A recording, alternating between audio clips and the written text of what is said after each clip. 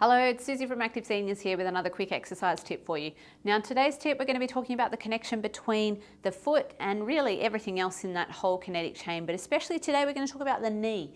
So one of the things that we have a look at here is what the flexibility of the ankle is in what we call dorsiflexion, and that's basically how much can I bend my shin to create an angle at the ankle here.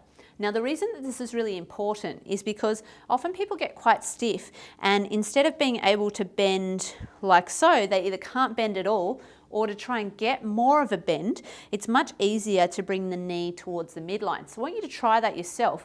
You'll be able to get not quite as far if you're going directly knee over the middle of your foot as you will when you can let your knee cave in. But I want you to think about the consequence that this is going to have on the knee.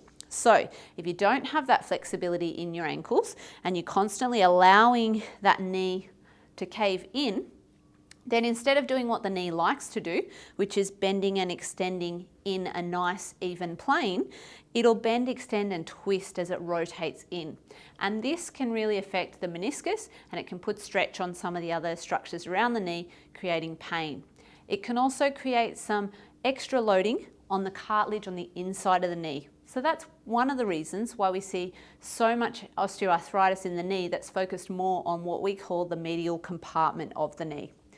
So the solution, make sure that you're working on your ankle mobility. You can do this in a number of ways. The simplest way is actually just to use the test to try and increase your mobility a little bit further. So what you can do is you can use a wall and you can try and measure how far your foot is away from the wall while you're able to touch your knee to the wall before your heel starts to lift off.